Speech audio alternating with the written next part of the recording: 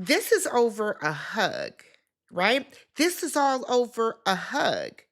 Kenya didn't hug me. Kenya didn't hug me. So now I gotta pull out whips and pistols. I gotta threaten her because I didn't get a hug. Brit, are you okay, baby? What is happening?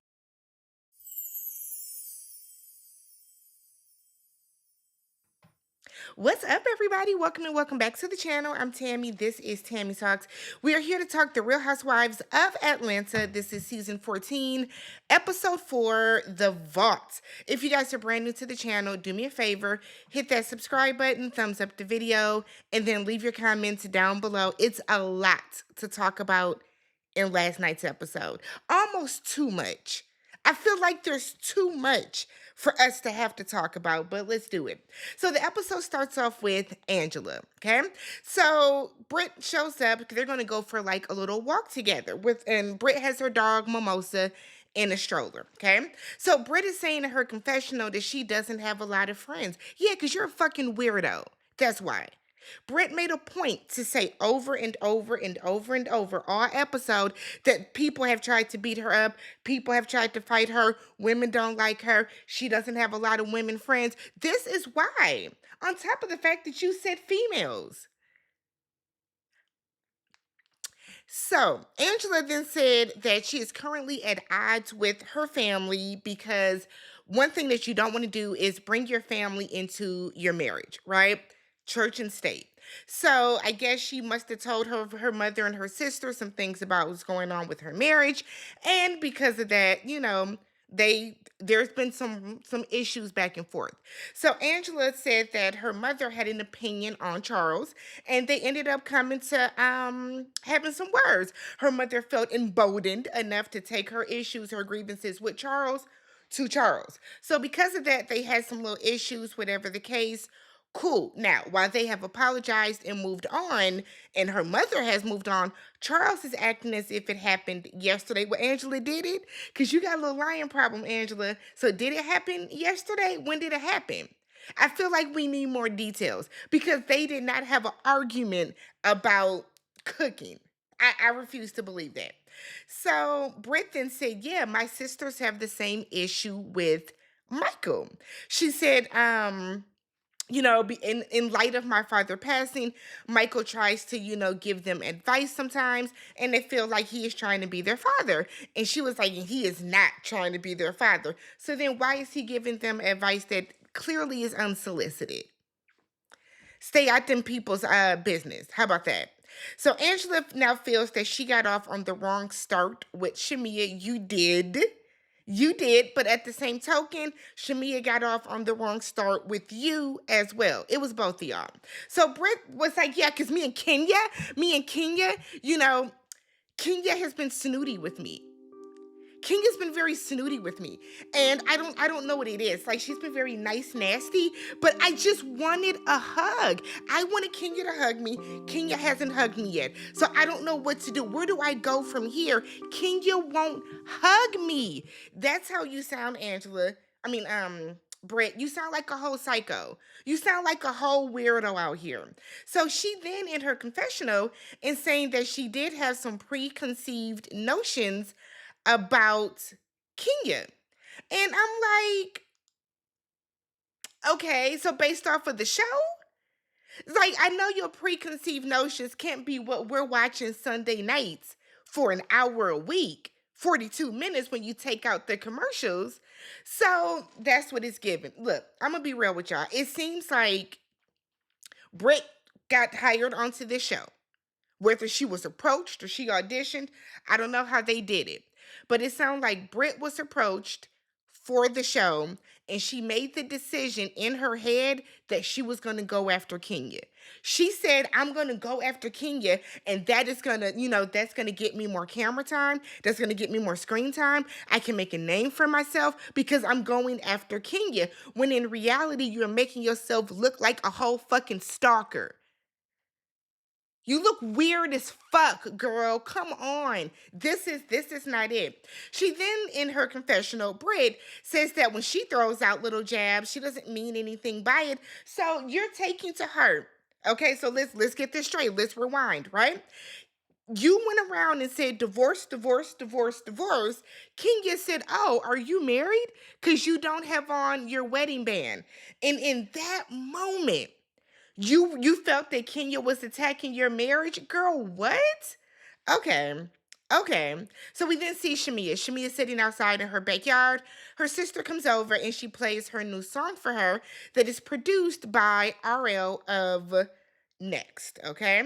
So Shamia said that she's shocked that Angela even invited her to her dinner party because she wouldn't have gone. She then said that she wants to extend an olive branch to her because how can I feel like I advocate for sisterhood when I'm going after another woman, kind of for no reason? And then she makes some jokes about your nose is mine. Funny. Okay. We then see Porsha. So Porsha is meeting up with her team and said that she planned to be retired by 40, but now she has to get back on the grind. Yeah, you planned to be retired by 40, which is why you went after Simon. But like I said before, you didn't do the Carfax on that nigga, and that's why now you're back working, okay? Okay.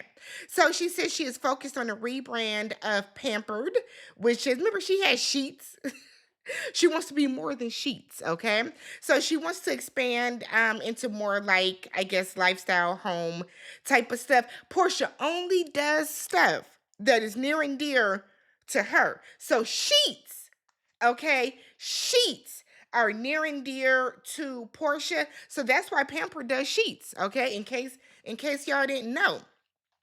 So the conversation of Drew and Dennis comes up. I don't know who that guy was, but he comes up and he says that Dennis reached out to him because he has connections with, I guess, a lot of music people in the industry, and he wanted to help get some things moving and shaking for Drew.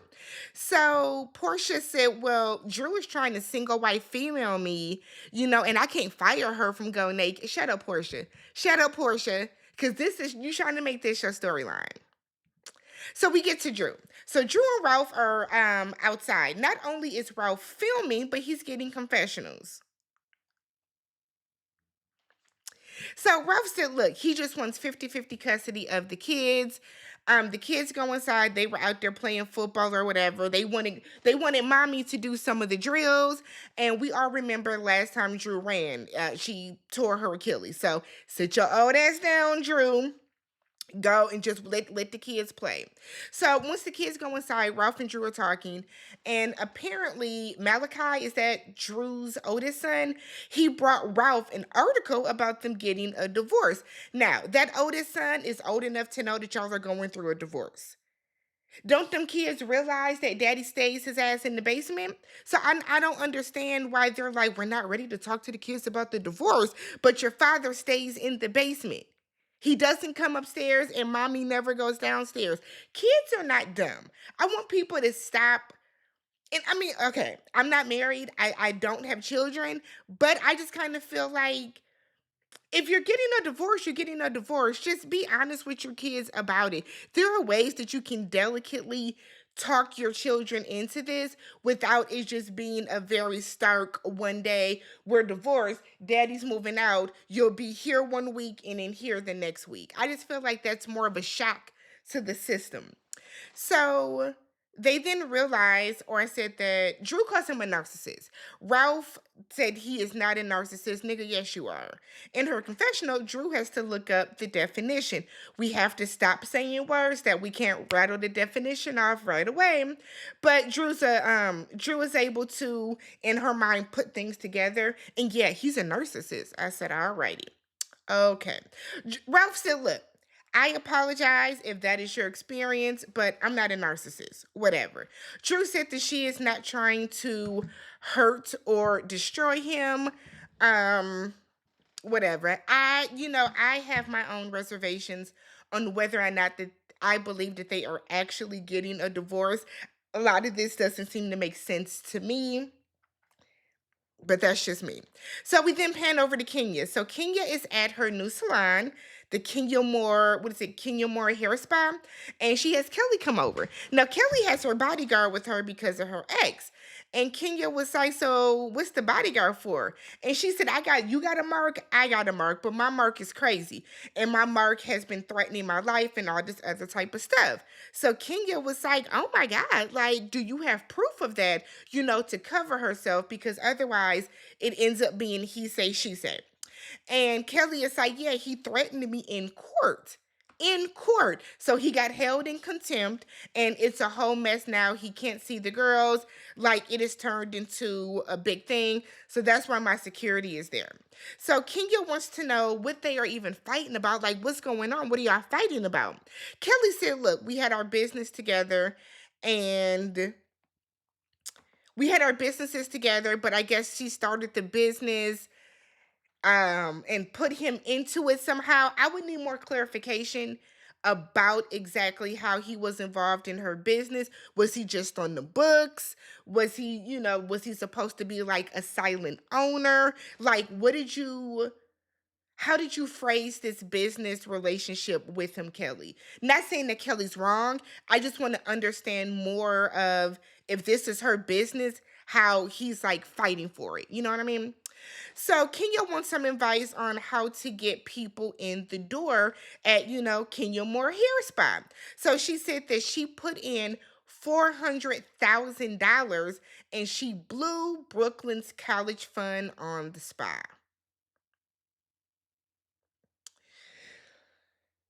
Oh, Kenya. Oh, Kenya. Now, do I think that Kenya can make $400,000 back? Maybe if she gets back on the show. I don't know how much she was getting paid, but Kenya, the entire thing? Oh my God. So Kenya gets emotional because she feels, she's hoping she hasn't messed this up. And Kelly gives her some words of advice, and they have a really good moment, and they have a good conversation with one another. Kelly said, "Look, I've had nothing but positive interaction with Kenya. I don't know what her and Brit's issue is. The issue with Kenya and Brit is that your friend is a fucking weirdo, Kelly. That's the issue. The issue is not Kenya. Is not doing anything to her. So, whatever. So then we get to Brit. Brit has this dramatic ass opening to go to dinner with her sister. So apparently her sister has blocked her mom. Whenever her sister gets in a mood or whatever the case, she blocks people. Fine. So her sister feels a way that Brit got engaged. That's what I got from the conversation initially. And her sister is like, you went and got married and you got your dude, and now you just don't be with us no more, whatever the case. And her sister, Cher, is saying, "Look, I don't like that. Whenever I talk to you, Mike is right there. I don't like that." And Britt is like, "Well, he's my husband." Now, I'm going to say this. When you do have a sibling, I have an older brother. So there are times when I do just want to talk to my older brother, right? There are times I just want to talk to Nick. So if his wife is there, I'm not saying that I won't talk to him on the phone or whatever the case, but the conversation is a little different. The conversation is a little different. And we're just brother and sister. So I'm sure that when you have a sister, two sisters like that, it's going to be a different vibe. Now, do I think that Mike needs to be there every time y'all have a conversation? No. Now, if she calls and you're sitting next to your husband on the couch or whatever, and so you're talking and conversing with her that way, I get it. But it kind of feels like every single time that they talk, Mike is sitting right here. And I can see how that will be annoying. So Britt is like in her confessional, "My sister just has a hard time watching my relationship." I think, Britt, you got a little too much dip on your chip for me, sis. Like, we got to get some fucking perspective about ourselves. I don't know what Britt is seeing in herself that is making her think that she is just that bitch, but you're not. You are far from it, and you are doing a terrible showing of yourself on this show. We get to drop it with Drew. So Drew is in the studio with Dennis, and Drew is telling him how Porsha is going off on her. So Dennis was like, "Well, when this all started, Porsha was in Nigeria eating fufu." I said, "No, that wasn't necessary. That wasn't necessary." But basically, he's like, "Drew, you need to take the lead on talking to Porsha. Look, It seems like both of y'all asses are scared to talk to Peach Juice, okay? I don't know what it is. I mean, we know how Porsha gets activated, but a lot of this could have just been handled a long time ago. If when Drew sent her text messages to Porsha, she would have just said, "Hey Porsha, I'm gonna be working on some music with Dennis. Give me a call when you get a chance. I just want to make sure you're cool with that. Whatever the case, we might film a couple scenes together. Let me know how you feel about this." That could have been in a text. And now, if at that point Porsha doesn't call you back, then that's on Porsha. But you already laid it out. But I'm not gonna give Drew the whole. Well, I was texting her, let's meet up, let's hang out, let's meet up, Porsha, Porsha, Porsha. No, you could have put all of that in the text. Hell, you could have sent a voice message. You can send a voice memo via iMessage and via Instagram. So there's really no excuse for Drew to not have said anything to Porsha about her working on music with Dennis. Do I think that Porsha knew this already? Yes. Yes, Portia's not playing in my face. Porsha did know about this, but it's also like y'all are making this into a bigger deal and y'all are both using this as your storyline. So we then get to Angela's dinner, okay? So Angela planned a dinner at a restaurant called The Vault. Now it's over in Bankhead. I don't live in Atlanta, but the way they were talking is in a bit of a hood area, okay? Everybody was like, "Ooh, oh my God, the area." The area. So the theme is Black excellence, and she wanted everybody to wear black. So initially, everybody's coming in black, aside from Kenya Moore hair care. Kenya comes in green. Girl, what? Talking about I didn't know. It was on the invitation. Portia said your ass can twirl in the wrong color. So she comes in, Kenya, and she's greeting everybody. She gives Brit the one-handed, "Hey girl." I be good and goddamn well if Brit is like, "That's not a hug, Kenya. That's not a hug." Kenya doesn't hug me. You didn't give me a hug. That's not a hug, Kenya. That's strike two. That's the second time you've seen me and you haven't hugged me. This is weird. Yeah, it is weird. It is. It's very fucking weird. Very weird, Britt. For you. Why you want a hug from Kenya so bad? What is tea? Like, do you like her? I have never in my life wanted a hug from another woman that bad. Like, what is happening here? What's happening? So Shamia gives Angela an olive branch, literally gives her a bottle of olive oil with a branch in there. They said they're going to talk, they're going to hash things out. Everybody just got hot and bothered at Drop It with Drew, so they're going to work things out. Good for them because that escalated so quickly. It didn't even need to be all that. Both times at Drop It with Drew and at the Barman event. So Kelly is talking about how Drew brought extra guests to the event that did not buy anything. She said, "Now I knew your sister was coming, but your hairstyle is coming. He ain't even buy nothing." So Kenya was like, "Okay, so did everybody buy something?" Kelly said no. Everybody said, "Everyone didn't buy something." So everybody was like, "Who?" So Kelly turns and looks at Drew. Drew said, "I bought a blazer for my son." And then she pulls up her phone and was like, "Because let me show you." So she shows her, and while she's holding up the phone, apparently Dennis sends a text. So Kelly is like, "Okay, I see that. I see Dennis is texting you." So you know Porsha is neck snapped quick as hell. Drew was like, "Don't play with me. You see that it's a group text, okay?" So Drew was in her confessional saying that I bought a blazer for my son that was $2,000. Kelly is in her confessional saying that, you know what? It was just her talking to a sales associate. I didn't see a transaction. I still didn't see it coming through. Said that maybe Drew is not used to going to these types of events, but do better. I said, "Kelly, I don't know what's happening with you and Brett. I don't. Um, but it's like y'all are trying to come after like the main peaches, and it's falling flat because y'all are doing too much constantly. It's episode 4 and y'all have come in so hot. It is crazy. It's like y'all are looking for issues with these women. Why? I don't get it. I truly don't get it. So Kenya then tells them that she's having a grand opening for her spa and everybody's invited. And Britt was looking like, me too. Can I come, Kenya? Can I come? Oh my God. Kenya, can I come? That's how Britt was looking. So Porsha was like, I'm gonna take my weave out because I want a head massage. We gonna support, but I want my stuff for free. So they all have a good little laugh and stuff about it. So Shamia talks about her singing career, and she's like, y'all want to hear my new song? So while she's playing the song, everybody is like, this is good. Yeah. Portia's like, that sounds like Drew. That's not you. That's Drew.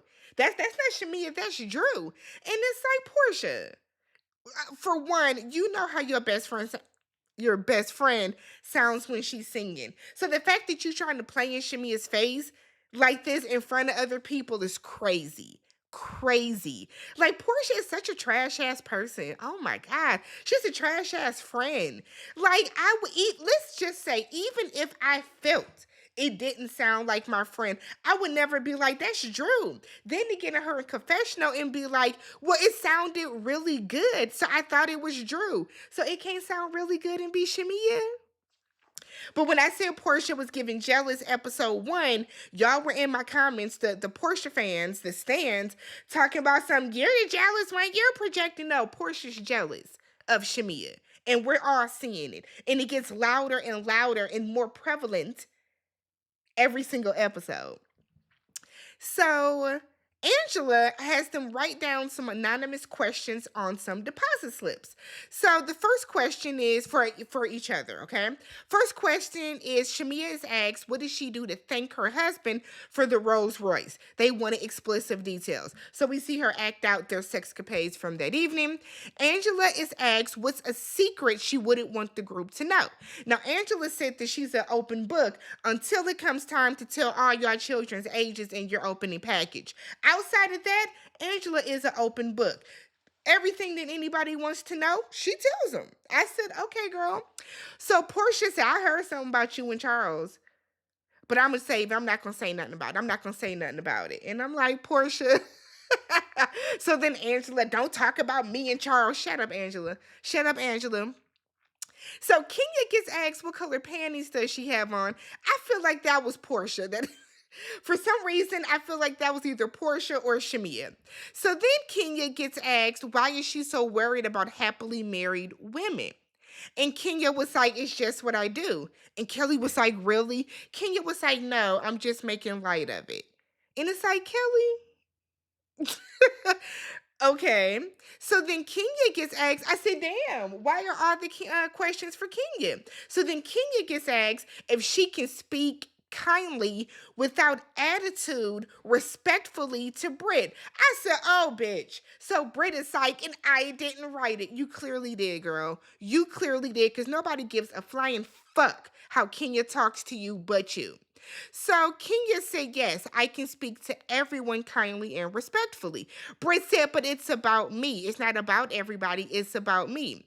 Kenya said, okay, girl, so you clearly want to have a moment. Go on and have your moment. Britt was like, Kenya, you're having a moment. Do you need to step out? Kenya said, bitch, I am the moment. So now they're going back and forth. Back and forth, Kenya said that peasants can't come for a queen. So then Kenya's like, I'm out of here. I ain't got time for this bullshit. So then Brit is like, I didn't send for her. So Kenya thanks her for using her line. Don't come for me unless I send for you. So now Brit is like, get the fuck out of here, bitch. Get the fuck out of here. And I'm like, Brit, what is happening? Girl, you are crashing out right now. And it's stemming from what? Kenya not giving you a hug. You don't realize how fucking weird you look right now? You don't notice that? I hope Brit is watching this back and she is just inundated with embarrassment. You look wild, girl. So Kenya thanks her for using her catchphrase. She gets so offended. So all the ladies are in their confessional like, Brit is doing too much. What's happening? You doing too much. This is unnecessary because everybody sees you're trying to have a moment. And truth be told, Kenya didn't even get in your ass the way that she typically would. Kenya went light on you. Because ordinarily, Kenya would have read your ass down and really embarrassed you. She didn't do that. She let you live this episode, sis, and you still started to do too much. So Kenya is walking away, not even engaging with her. Brit starts yelling out, let me call my husband that cares about me. Let me call my husband that cares about me. Anytime a woman has to try to flaunt her husband or throw her husband in her face, in somebody else's face, they're not happy in their marriage. You're in a lavender marriage, sis. Let's be real. So Kenya and Porsha are walking out, and Porsha was like, well, she was doing too much because she was. So Kenya tells Drew, hey, come here real quick. Come here. Now, while Kenya is telling Drew to come here, we hear Brit say in the back, I still have my pistol. Girl, you have your what? What are you talking about? How did it get from you didn't give me a proper hug to I have my pistol? So this is interesting because this is after production said Kenya wasn't threatened. That was just the first instance of it. So Brit is outside and Kenya is standing outside with Drew, Porsha, and I want to say Angela. And she's like, where is my, my car is not here yet, whatever the case. So Brit is still going on and on over to the side, trying to get unmiked, and her husband is there. And so Mike, Brit, and Kelly are standing to the side, and Mike and Kelly are like, you doing too much. So Brit is going on and on about how she has whips and pistols, and I don't play that shit. Don't play that shit with me. Don't play it. And it's like, you look like a fucking weirdo. You look stupid. You look stupid. Right?